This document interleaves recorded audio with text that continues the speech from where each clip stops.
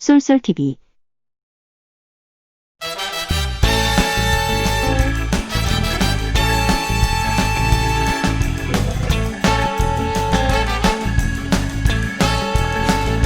장사하는 사람들은 이게 빨라요.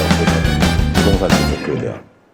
그런 사람들은 사회에 나와서 현장에서 겪어버리면서 금방 배우는데, 대개 보면 좋은 대학 나와가지고 좋은 집안에서 부모님의 사랑을 독차지하고 용돈 받으면서 살다가 좋은 대학 나와서 좋은 직장 들어가서 월급만 만든 사람은 돈을 만들어 본 적이 없어가지고 이런 경제관념이 굉장히 희박해요.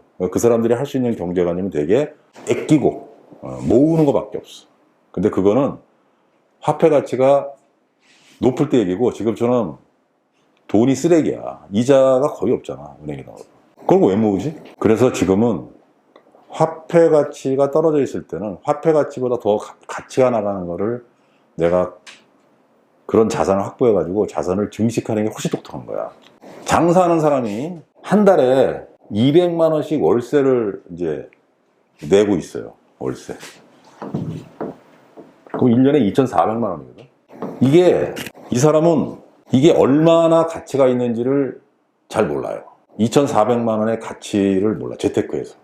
우리 2,400만 원의 재테크에서, 부동산에서 재테크의 가치가 얼마 정도일 거라 생각해? 생각해 본 적 없어요? 아니, 괜찮아요.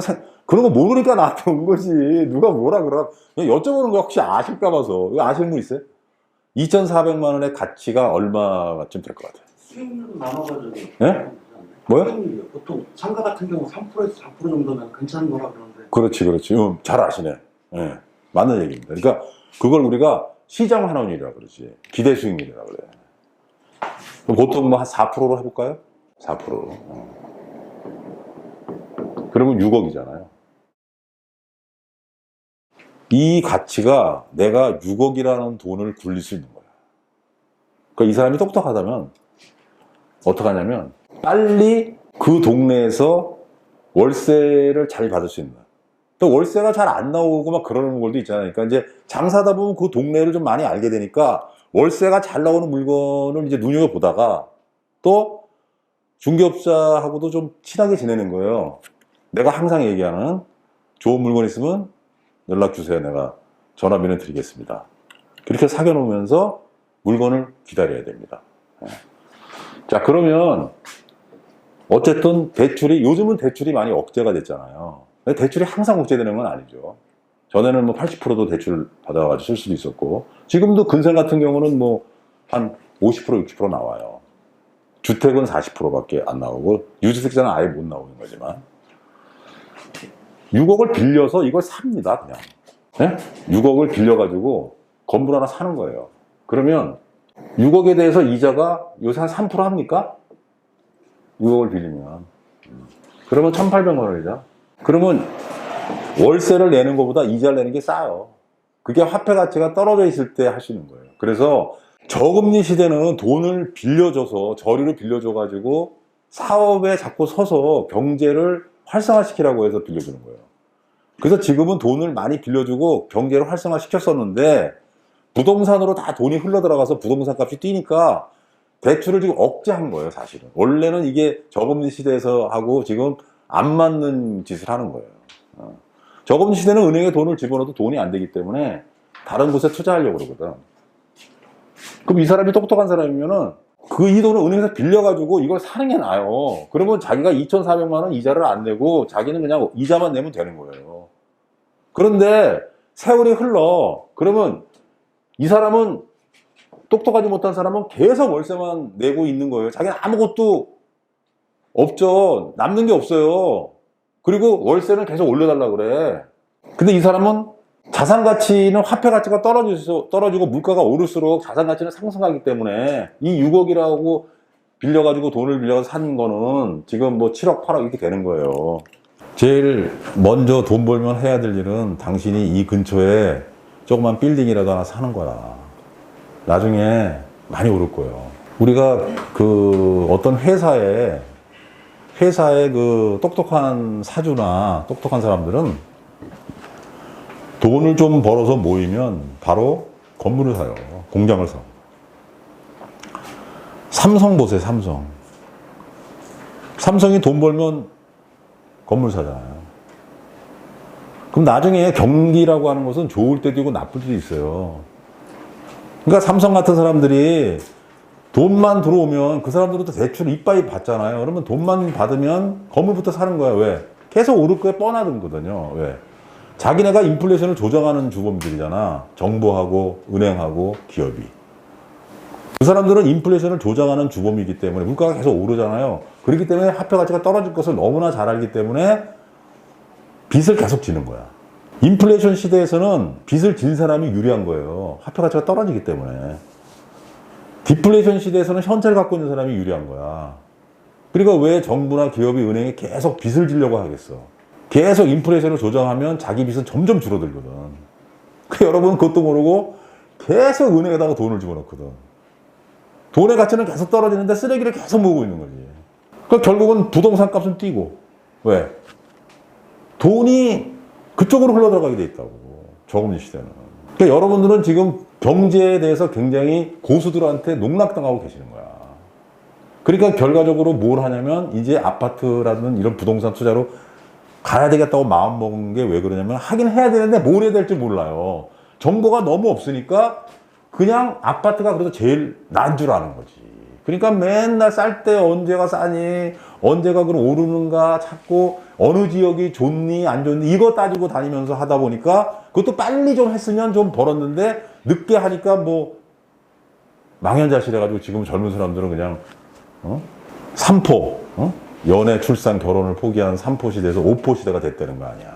그리고 뭐 그죠? 인간관계에다가 부동산, 내 집 마련까지 이게 오포 시대가 돼. 이게 얼마나 비극적인 얘기야.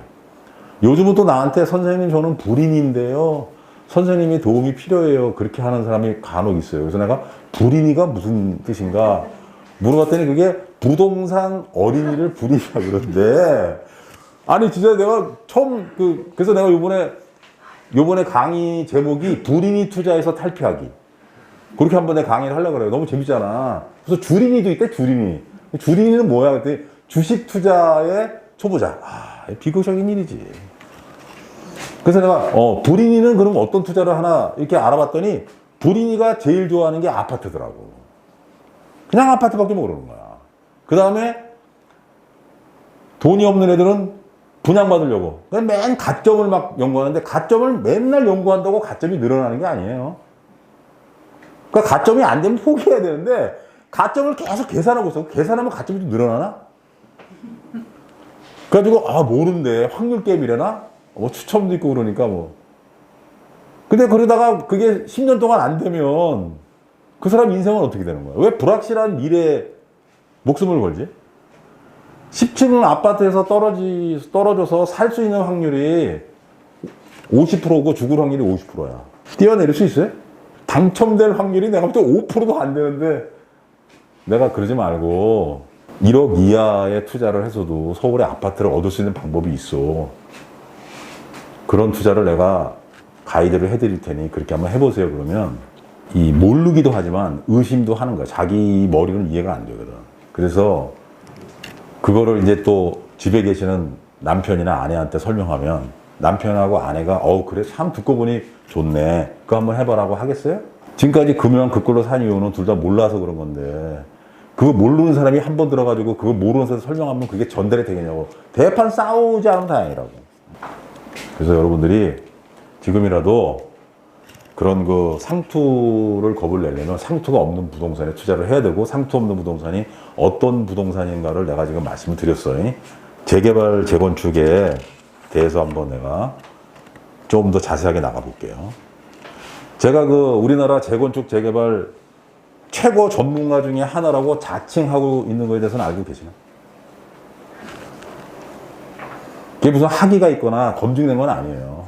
근데 내가 스스로 자칭을 하고 있어, 내가. 왜냐면 내가 책을 하나 쓴 게 있어. 이거 보신 분 있어요? 봤으면 여기 있을 수가 없지. 이게 실전고수 장인석에 해가지고 매일경제신문사에서 내가 2009년 9월에 썼어요. 그때 제목이 앞으로 10년은 재건축 재개발이 대세다. 이렇게 썼죠? 그 10년 됐어, 안 됐어? 11년 됐잖아. 그렇게 해서 제가 이거 책을 봤다면 지금도 저를 못 잊을 겁니다. 예, 그래서 제가 재건축, 재개발 실전 현장에서 제가 이제 밥 먹고 살아와서 이론으로 책을 썼고 그것 때문에 많은 사람들이 도움이 됐을 거예요. 그러다가 2015, 16년부터 재건축, 재개발도 이제 개나 소나 다 알아. 옛날에는 재건축, 재개발 아는 사람 별로 없었어요. 근데 지금은 개나 소나 다 알아. 부동산 스타디라는 뭐 무슨 카페는 뭐 회원수가 뭐 몇백만 명인데 거기 내가 가끔 들어가서 보면 나보다 더 많이 알아. 아, 대단해요. 막 그냥 분석하는 거 보면 막 기도 안 차. 뭐 권리가액이 얼마고 감정가가 얼마고 프리미엄이 얼마라서 이건 뭐 사무 수익률이 얼마고 막 기가 막히게 뽑아내더라고. 그래서 내가 이제는 더 이상 이곳에 내가 발붙일 곳은 없구나. 내가 이거 뭐 다 노출된 거가 내가 해가지고 뭐 우리 손님들한테 뭐 내가 돈 벌어줄 수는 없잖아. 그래서 내가 그동안 안 했어요. 정부에서 이렇게 난리를 치니까 가격이 뛰어 안 뛰어? 뛰잖아. 사람이 많이 알면 알수록 가격이 뛰는 거예요. 어? 먹을 거는 하나인데 여러 명이 모이면 피가 터지지. 가격이 뛰니까 투기 세력이 불어닥치고 사람이 꼬이면 거기 반드시 투기꾼들이 몰려. 그래가지고 같이 이렇게 해서 가격을 올리니까 정부에서 안 해주겠다는 거예요, 앞으로. 대놓고 안 해주겠다는 건 아니고 잘 안 해주려고 그래. 그치? 그런 느낌 있지 않아요? 우리가 지금까지 아는 재개발은 도시 및 주거환경 정비법, 도정법이라고 그래. 도정법에 있는 재개발이야. 여기 재개발, 재건축 이렇게 있어요. 그 다음에 이제 상업지역을 개발하는 도시환경정비사업 이렇게 세 가지가 있는데 또 주거환경개선사업이라 해가지고 이제 다율정비하는 것도 이거 노래 4개인데 여러분들은 대개 이제 2개만 알죠. 이게 너무 부정적인 그런 상황이 많이 발생한 거예요. 그래서 이거는 정비 예정구역이라는 거를 지정을 해야 돼요. 법에 의해서. 이게 기본계획을 수립을 하거든. 이걸 전부 발표하게 돼 있어서 여러분만 모르지 부동산 조금만 가시면서 다 알아요. 성남시도 기본계획 발표돼가지고 성남시도 지금 주택경정 재개발 정비예정구역 엄청나게 많이 지금 생겼죠. 그리고 나서 진행하고 있잖아요, 그지? 뭐 상계뉴타운, 뭐 아이뉴타운도 있고. 정비예정구역이 지정이 되면 그 다음에 정비구역을 지정해요. 그리고 계획을 수립한다고. 그 다음에 뭘 하냐면 추진위가 나와. 주민들이 50% 동의받아서. 그 다음에 조합 설립을 해. 조합 설립을 했다는 것은 주민들이 동의율이 채워졌다는 거야. 75%. 조합 설립 인가가 되고 나서도 그 다음 사업 시행 인가가 있고 그 다음에 관리 처분 계획 인가가 있고 그 다음에 이주하고 철거하고 그리고 착공해서 입주한다고. 조합 설립 인가가 되기가 어려워요. 조합 설립 인가 되고 나서 입주까지 몇 년 걸려요? 정상적으로 잘 갔을 때 7, 8년. 그렇지. 근데 조합장 해임하고 비대위 만들어지고 소송 걸리면 그렇지. 그럼 조합 설립이 나도 10년은 걸린다고 봐야 되잖아. 정비예정구역만 지정돼도 피가 2, 3억씩 붙어 있어요. 아연 1구역에서 난리치잖아. 정비예정구역도 안 됐어. 이제 구역 지정을 위해서 주민들 동의율을 받았는데 동의율이 좀 넘어서 가지고 이제 기본계획 수립할 때 들어간다는 거야. 피가 얼마예요? 피가 8억이야. 그럼 정비예정구역에서 조합 설립까지 몇 년 걸리는 거 아는 사람? 손 들어봐. 하세월이야, 하세월. 정비예정구역에서 순차적으로 정말 스피디하게 나가면 7년이에요, 이게 정비예정구역으로 지정된 게 정비구역하고 계획, 이거는 주민들이 못해요. 그러니까 이거는 구청에서 해줘야 되거든. 공무원들이 뭐 일 안 하는 게 공무원이잖아. 늦게 갈수록 좋거든. 빨리 할 필요가 없어. 그거 되면 추진위가 이제 세워지는 거야. 추진위 50%. 그리고 추진위가 조합 설립 인가를 받아야 돼. 75%. 근데 지금도 엘리베이터를 타면은 마스크를 안 쓰는 사람이 있어요. 우리 동네에도. 내가 좀 써달라고 부탁해도 써달라고 부탁하면 쓸 것 같지 안 써요. 원래 안 썼던 놈이기 때문에 안 써요. 꼭 2, 3%가 속을 새겨. 아파트 만들어주면 서로 좋은데 이유가 없어. 그냥 싫대, 자기는. 그 팔라 그러도 안 팔아. 그런 사람이 있어요. 그래서 이게 잘 안 돼. 조합설립인가가. 그래서 정부에서는 이게 좀 문제가 있다. 그리고 너무 피가 많이 붙어서 투기 세력이 극성을 부리니까 이거를 가급적이면 좀 현재까지 진행된 것만 하고 새로는 해주지 말고 대안을 만들어줬죠. 그 대안이, 왜냐면 서울이 오래된 도시다 보니까 이걸 안 해주면 또 오래된 동네는 또 그냥 또 개판되잖아. 거기는 해주겠다. 그래서 소규모 재개발이라는 것을 이걸 만들어낸 거예요. 이게 빈집 및 소규모 주택 정비에 관한 특례법 이래가지고 2016년에 나왔어. 여기에 보면 소규모 재건축하고